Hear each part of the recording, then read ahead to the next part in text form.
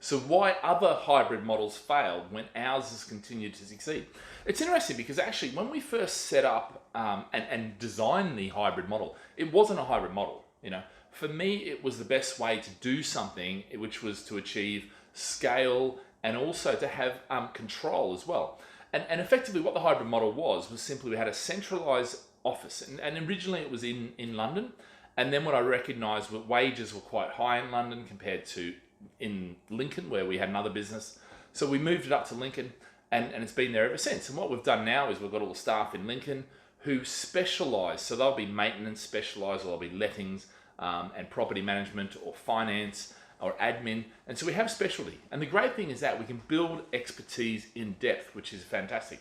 But then what we do, in order to get the high street benefit, which is to actually have local people, was we had a network of agents. Okay.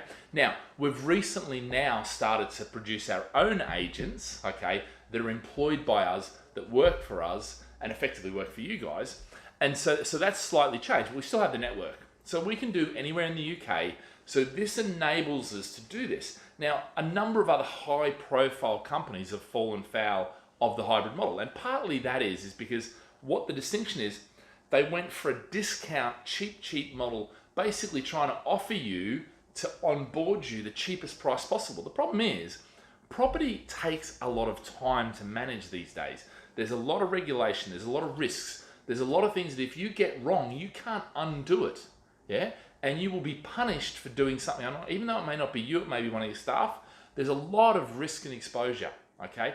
And if you're a landlord and you're doing it yourself, you're probably putting yourself into risk at all stages, because you may not understand the 170 plus bits of regulation that are now inherent in the everyday, market or industry. Okay, so what is the hybrid model? What are the aspects of it? Look, we're the network of agents. We've got the centralized management. Okay, one of the big things we do is we train our staff. So we provide free education to our staff so they can get their level 3 in property sales or property lettings and management. Now, why do we do that? Because we want everybody to have a base level understanding of this legislation, but more importantly, how it applies in day-to-day life, okay? Now, it's frustrating because there is so many cowboys out there that tell you you don't have to do this and this is wrong and that's wrong. The reality is they don't know what they're talking about. They're putting you at risk, putting themselves at risk too. So we've already operated, which means we have to jump through a few more hoops, a bit more bureaucracy, all that sort of stuff. But that is the essence of it, okay? And look, bottom line is, with this whole thing, this hybrid model, what we also do is we have country managers. So if you're sitting in Singapore, I generally ran Singapore because I live there. You've got Kuwait, you've got Qatar, you've got Dubai, we've got, Hong Kong as well. Obviously, I do Hong Kong as well. So we've got various countries where we have a specific country manager to look after that country and make sure the customers from that country are getting looked after. Okay. Then we have, and if you're sitting there and you've already signed up on our system, you will get allocated a specific property consultant, a specific portfolio manager. Okay. So this person handles the day-to-day management of the portfolio. Yeah. Should you buy? What should you buy? Where can you buy? This sort of stuff. The portfolio manager handles the strategy and the market knowledge. Okay. And effectively that's what they handle. And those two guys work together. And then we have the property manager, which manages your property. And they'll have also a maintenance manager attached to them. But effectively, you can have one point of call when you're managing a property, which is a property manager. So all those three people get together. Now, what we also have, which is critical and key, is we also have a panel of experts. So for instance, conveyancing, the legal side, that's not our expertise.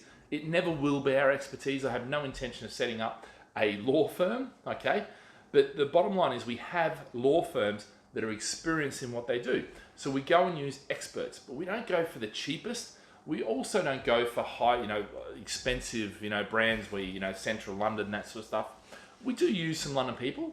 If you want that, we have access to that. But what we find is whether the job's done there or there, it doesn't much matter as long as they understand the bits that go into the legalities of sending. So all these things sort of come together. The biggest distinction is that we're not going for cheap, okay? And you'll hear me say this a lot. You can do cheap, But what you end up doing is you end up accepting risks that you may not even be aware of, okay? And I can tell you, when you go to court and you sit in front of the judge doesn't care that you didn't know, yeah? That is not an acceptable excuse. And also, it doesn't matter, it doesn't care, the judge doesn't care the fact that your agent didn't know, all right? So basically, if something is done wrong, as far as they're concerned, they don't care, yeah? It was done wrong, and now you're going to be punished, you're going to pay, which is not really where we want to be, okay? So the hybrid model for us is all about using efficiencies of scale, having specific people doing specific roles, as opposed to what the industry does, which has a high street person that does the lettings, the property management. They should understand the regulation, the legal stuff, all this sort of things, how to rent, how to let, how to become a mortgage person, how to be, and the reality is they only understand that one area, that one market. And to be fair, they don't understand the market cycle. Most agents don't get involved in that. We do through the portfolio management side of things. That's one of the key distinctions that we do that virtually nobody else does. Some people say they do it, but the reality is when you look at their understanding of the cycle, I mean, we've written a book about it. I've written a book about it, the property trends cycle. I've written a book about how to predict house prices. These are books about the market. That's a clear distinction. All right. So this is all the sort of things that go into what is a hybrid model. Okay. The actual hybrid model is centralized management and individual local experts. Okay. Get local has always been one of my principles, but having that centralized management gives you the scale, gives you the ability to have specialists in that thing. It also gives you the buying power because you can combine all the properties from that area and go out to specific suppliers. But anyway, guys, any questions, give us a call, any kind of thing, anything you've got. Otherwise, we'll look forward to seeing you on the next video. So like, subscribe, and be sure to comment, and we're happy to answer any of your questions. If you enjoyed this video, why don't you download a copy of the book, UK Property Investment Guide for 2023, which covers all 23 of these topics in detail, and really will get you a really good foundation of understanding and certainty built.